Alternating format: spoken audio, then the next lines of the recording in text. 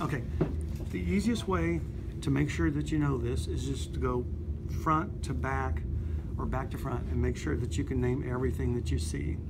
So starting up the front, here's the vertebral body.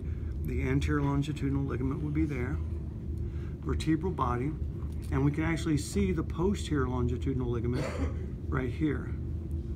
So next we're going to hit fat, and that is fat in the epidural space. So the outermost of the meninges is going to be the dura mater. This little groove there is going to be the subdural space. And again, that's just a potential space. Nothing actually lives there, but you can bleed into it.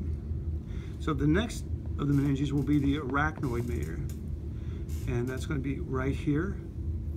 And this will be the subarachnoid space. So that is one of the two places where you're going to find cerebral spinal fluid. The pia mater is going to lie on the surface of the spinal cord.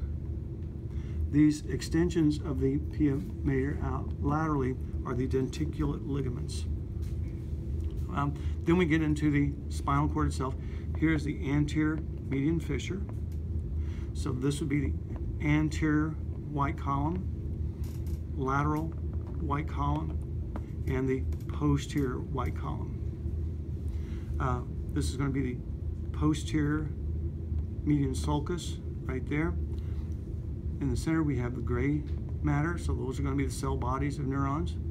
This is the central canal. This is the second spot where you'll find cerebral spinal fluid. Going back out, we have the subarachnoid space.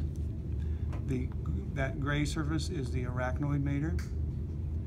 Here is the subdural space, this little groove here. This is the dura mater. Epidural fat. This is going to be the ligamentum flavum right here, running from pedicle to pedicle.